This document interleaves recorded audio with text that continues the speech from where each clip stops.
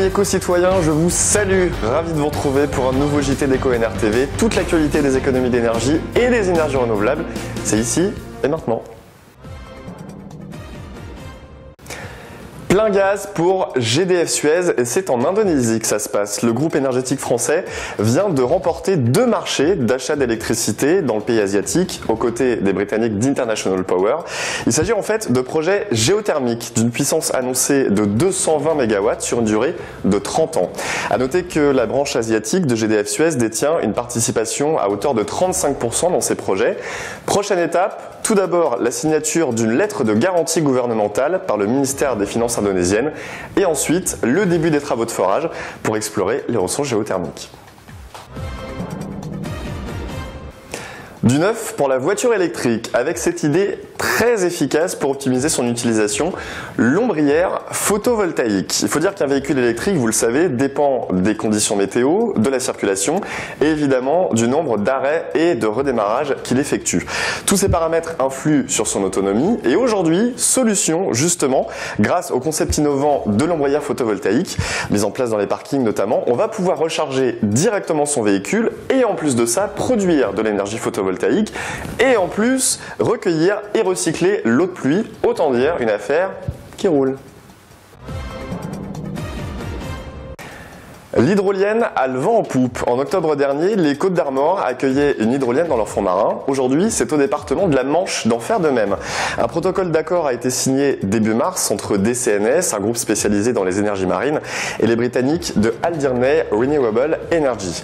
Le but étant d'implanter des turbines sous-marines entre la pointe est du Cap d'Agde et celle d'Aurigny, en Angleterre, où les marées d'ailleurs sont particulièrement favorables à l'implantation de ce type de dispositif. On parle d'une puissance énergétique de l'ordre du gigawatt, affaire à suivre.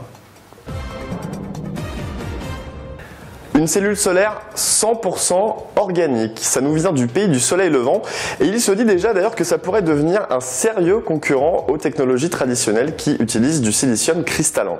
Dans le concret, des cellules sans ruthénium, uniquement à base d'oxygène, d'hydrogène, d'azote et de carbone et donc moins cher à fabriquer. Le seul petit hic, c'est au niveau du rendement de ces cellules 100% organiques puisque ce rendement s'élève à 5 voire 6%, ce qui veut dire que c'est moitié moins que celle utilisée à base de ruthénium.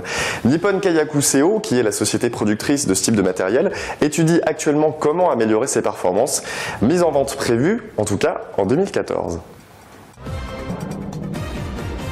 Inquiétude autour de nos amis de l'ADEME avec un projet de décret qui, selon ce décret, donnerait au préfet de France un rôle clé auprès des directions régionales et du coup qui ferait que les préfets assureraient le copilotage de ces directions régionales. L'intersyndicale actuellement est très inquiète, elle dénonce une manœuvre qui pourrait mettre fin, selon elle, à l'autonomie et aussi à la neutralité de l'Agence de l'environnement et de maîtrise de l'énergie. Les syndicats en appellent aux collectivités, aux organisations non gouvernementales et aussi aux associations spécialisées dans la défense de l'environnement pour faire barrage à ce décret qui, selon un communiqué des syndicats, se place en totale contradiction avec le Grenelle de l'environnement. Fin de citation. Un ouf de soulagement pour Photowatt. On vous en parlait en novembre dans l'un de nos JT Eco-NR TV. La situation était particulièrement délicate pour le leader français et le seul constructeur français de cellules photovoltaïques. On parlait même de dépôt de bilan. Une bonne nouvelle est arrivée le 1er mars puisque le tribunal de commerce de Vienne a autorisé la reprise de la société par EDF ENR. Du coup, sur les 425 salariés de la société Photowatt, 345 d'entre eux ainsi que 10 apprentis vont être conservés à leur poste et pour les 70 restants, eh bien, ils doivent avoir une proposition d'emploi dans le groupe EDF. Des nouvelles comme ça en période de crise, ça fait du bien et il faut bien dire que le gouvernement, pour le coup, a quand même bien fait les choses.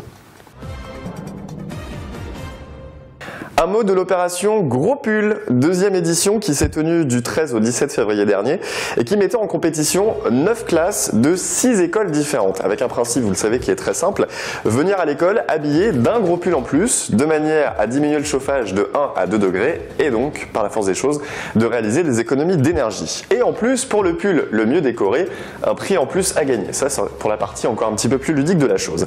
And the winner is, roulement de tambour, l'école communale de Villarval dans le Pas-de-Calais. Alors nous, on leur tire notre chapeau et même à la limite notre bonnet, histoire d'être raccord avec le pull. Voilà pour les toutes dernières news en matière d'économie d'énergie et d'énergie renouvelable. EcoNR TV revient très bientôt.